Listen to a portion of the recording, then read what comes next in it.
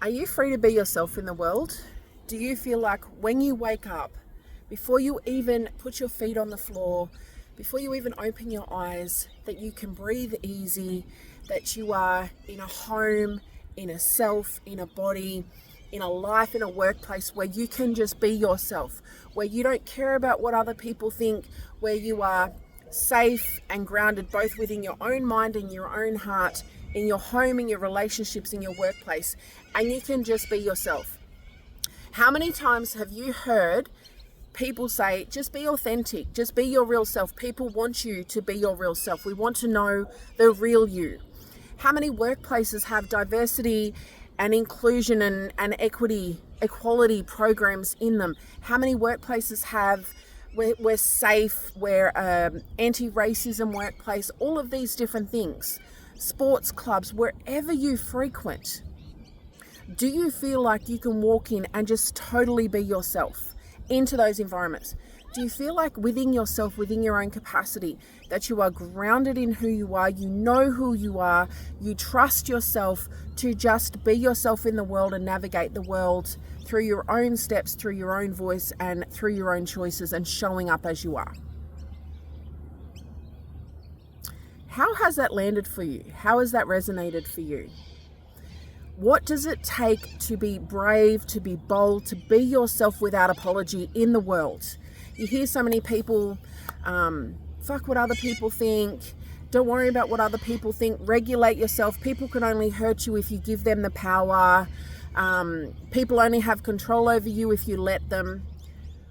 What about if those people do have power over you or power with you?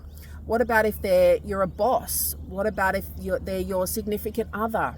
What about if they're your child or someone who is important to you in an intimate relationship with you, an interpersonal relationship? Or it's a coach, it's someone that's important to you.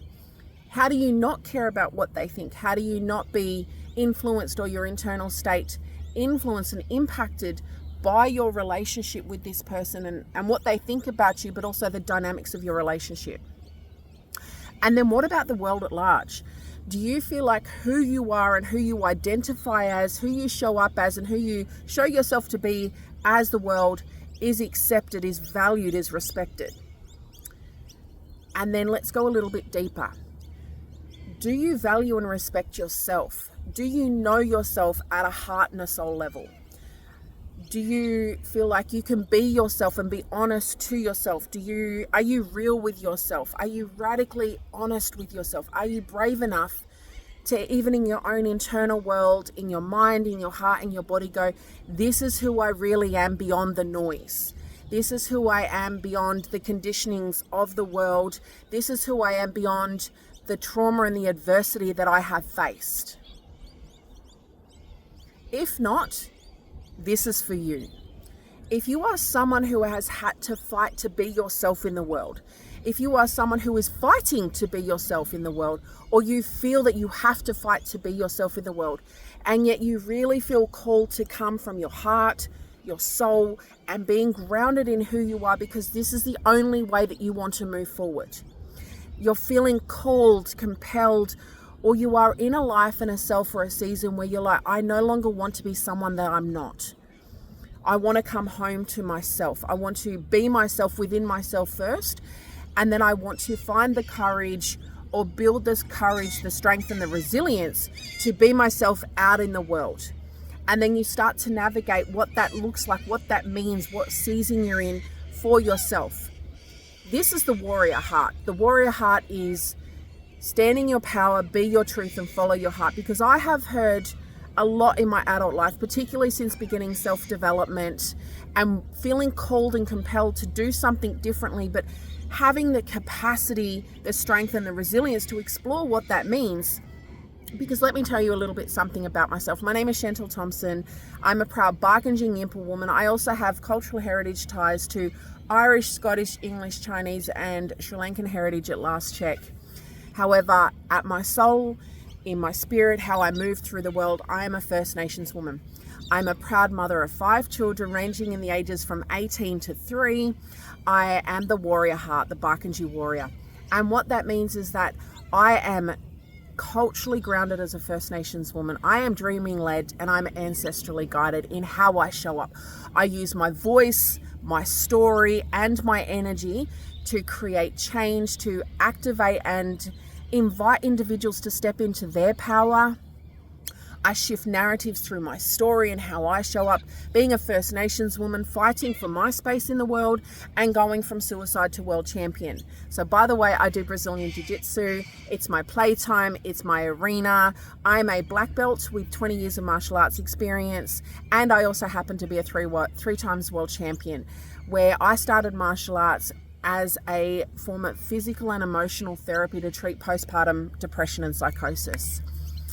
And I now use my story to shift narratives, to remind people to remember and reclaim who they are beyond the deficit narratives, beyond the social conditioning, and beyond the trauma and adversity that they may have faced. Because when we come home to our hearts do not lie. When we come home to our hearts, we bypass ego and we bypass trauma. And I know from personal experience that the only way I can move through the world, I have felt so called and compelled to move through the world as I am, to bring my whole self to the world, to the situations, to my dreaming, to my calling, to my purpose, to my family, to my babies, and to the rooms and to the people that I show up to serve and lead. In order to do that, however, I've had to fight to be myself in the world. Here's the thing. The Western colonial patriarchal world tried to write my story for me before I was even born.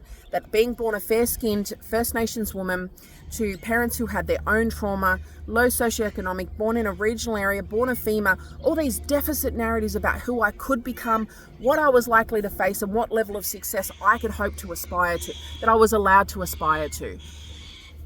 And yet there was an ancient story as old as time itself, as old as the dreaming that I come from, that called me and that spoke to me more deeply and more loudly and called me in a stronger way. My ancestors and my dreaming called me to become the Barkindji warrior, to be a bridge between the ancestral and the emerging, to remember and reclaim my matriarchal First Nations culture and heritage of being culturally grounded, of being dreaming led, and of being in a holistic relationship with myself, with my world, with country, and with what I'm here to do in this lifetime. Because who I am needs to honor and serve those who came before me. It needs to heal intergenerational trauma. It needs to remember and reclaim intergenerational strength and protocols and principles of ways of being in the world. It needs to strengthen and resource those and lead as an example for those who stand with me now and those that I serve. And it needs to strengthen and resource those who are to come, so that this world, this life, and those who are to come after me become beneficiaries of my time on this world. When you heal yourself as a woman, when a woman or a girl steps into her power, we heal generations before us who could not do that. We remember and honor those in our lineage if we are powerful enough to come from that matriarchal, Indigenous, female-led lineage.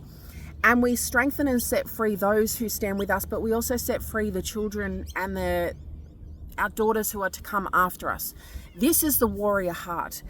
I had to get to know myself and what power and strength meant to me. I had to be brave enough to get to know my truth and what that meant, and my internal truth, and where I was hiding from myself, but also where I was hiding from the world, to keep the peace, to keep the silence, to keep myself safe in certain seasons. And then I had to get to know my heart. What does power mean? What does truth mean? And what does my heart say to me in this lifetime?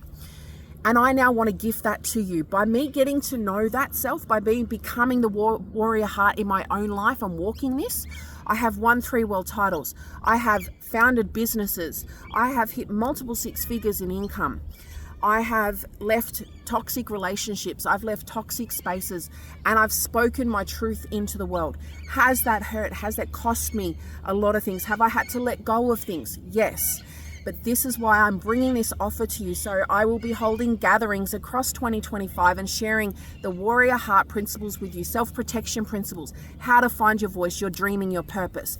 And I will also be doing one-on-one VIP offers. If you'd like to know more, hit me up and follow along the journey as I share what the warrior heart is and how you can connect with your own warrior heart and connect with me, and let's walk this journey together.